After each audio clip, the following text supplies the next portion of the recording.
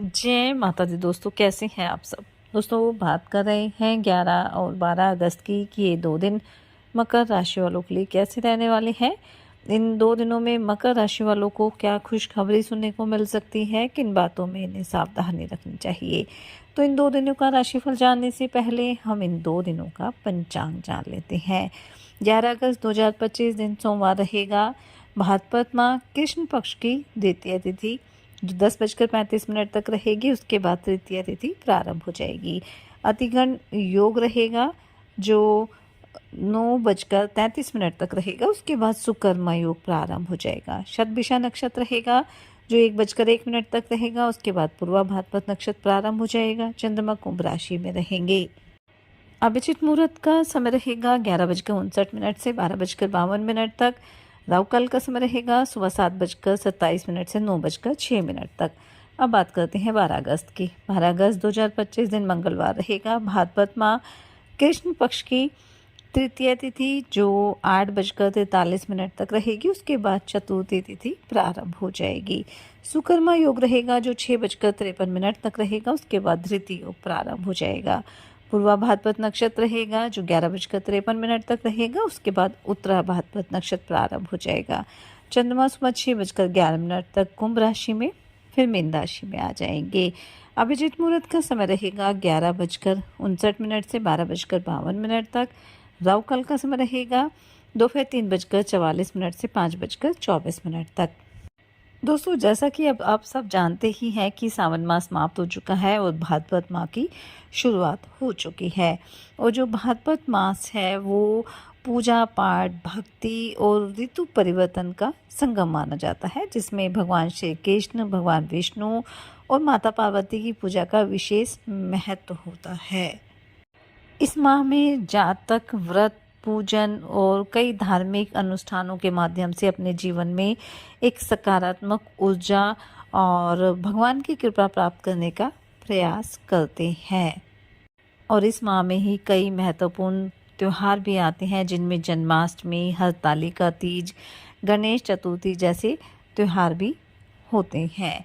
यह माह केवल धार्मिक दृष्टि से ही नहीं बल्कि सेहत के लिहाज से भी महत्वपूर्ण होता है, क्योंकि इस माह में मौसम में काफ़ी बड़ा बदलाव होता है। इसलिए इस दौरान सावधानी बरतना भी काफ़ी आवश्यक हो जाता है। भाद्रपद माह पूजा पाठ के लिए बेहद शुभ माना जाता है और कहा जाता है कि इस माह में पूरे भाव से भगवान श्री कृष्ण की पूजा अर्चना करने से हमारी सभी इच्छाएं पूरी होती हैं। और भगवान श्री कृष्ण को तुलसी के पत्ते और माखन का भोग अर्पित करने से भी बेहद शुभ परिणाम की प्राप्ति होती है। तो आप भी इस माह में भगवान श्री कृष्ण की पूजा अर्चना करें, उन्हें तुलसी पत्र और माखन का भोग अर्पित करें। आपके लिए संभव हो तो इस माह में किसी पवित्र नदी में स्नान भी करें। नियमित रूप से पूजा पाठ, भजन कीर्तन करें, दान पुण्य के कार्य भी करें। जैसा कि कहा जाता है कि इस माह में यानी भाद्रपद मास में ही भगवान श्री कृष्ण का जन्म हुआ था, इसलिए इसका बहुत अधिक महत्व माना जाता है। और इस समय पूरे भाव से भगवान श्री कृष्ण की पूजा अर्चना करने से हमारी सभी इच्छाएं भी पूरी होती हैं। इसलिए इस माह में हमें रोजाना भगवान श्री कृष्ण को तुलसी दल के साथ साथ मिश्री माखन का भोग लगाना चाहिए और ओम नमो भगवते वासुदेवाय नमः मंत्र का 108 बार जाप अवश्य करना चाहिए। इससे पारिवारिक रिश्तों में मधुरता आती है और हमारे जीवन में तरक्की भी होती है। तो चलिए बात कर लेते हैं ये 2 दिन मकर राशि वालों के लिए कैसे रहने वाले हैं।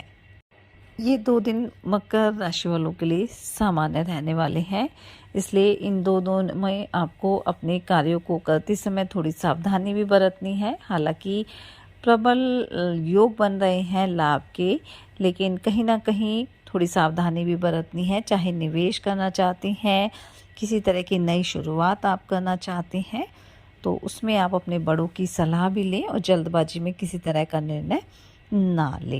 हालांकि इन 2 दिनों में किसी नए घर की खरीदारी का सपना आपका पूरा हो सकता है, जिससे आपका मन भी काफ़ी प्रसन्न रहने वाला है। लेकिन अपनी आर्थिक पक्ष को भी आपको ध्यान में रखना है। नौकरी पेशा लोगों के लिए 2 दिन अच्छे रहेंगे, क्योंकि उच्च अधिकारियों की तरफ से आपका जो मन है काफ़ी प्रसन्न रहेगा, आपके काम से वो काफ़ी खुश रहेंगे, नई चीज़ों की खोज भी आप करेंगे जिससे आपकी कला और निखर कर आएगी, आपका प्रमोशन भी हो सकता है। बस थोड़ा-सा सहकर्मियों के साथ आपको सामंजस्य बनाकर चलना है। कारोबारियों के लिए भी 2 दिन अच्छे रहेंगे। आप अपने कारोबार को लेकर कहीं बाहर जाने की प्लानिंग भी कर सकते हैं और आपको इससे अपने कारोबार में अच्छा लाभ भी मिलने वाला है। लेकिन यात्रा करते समय थोड़ी सावधानी बरतनी है और कोई भी निवेश करना है, कोई भी कॉन्ट्रैक्ट, कोई भी डील आपको फाइनल करनी है, तो उसमें आपको समझदारी से काम करना है। पार्टनरशिप में अगर कारोबार है तो वहाँ थोड़ा नुकसान आपको उठाना पड़ सकता है, इसलिए थोड़ा-सा सतर्क रहना आपके लिए बेहद ज़रूरी रहेगा।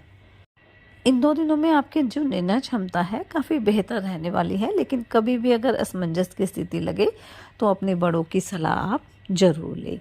जीवन साथी के साथ आपके रिश्ते बेहतर रहेंगे। प्रेम संबंधों के लिए भी समय अच्छा ही रहने वाला है, किसी तरह की समस्या नहीं है। दान पुण्य के कार्यों में भी आपकी काफ़ी रुचि रहेगी। परोपकार के कार्यों से जुड़कर नाम कमाने के लिए भी ये 2 दिन अच्छे रहने वाले हैं। विद्यार्थियों के लिए समय अच्छा रहेगा, थोड़ा संगति का ध्यान रखिए, बाकी पढ़ाई पर आप पूरा ध्यान देने वाले हैं।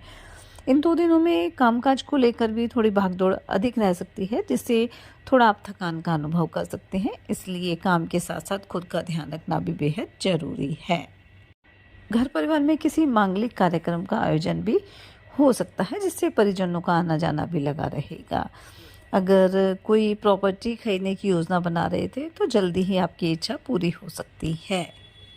स्वास्थ्य की अगर बात करें तो वैसे तो कोई बड़ी समस्या नहीं है, लेकिन अगर पेट से संबंधित कोई समस्या पहले से चली आ रही थी तो वो फिर से आपको परेशानी दे सकती है, इसलिए यहाँ आपको अपने स्वास्थ्य का थोड़ा ध्यान भी रखना है, खान पान का आपको ध्यान रखना है।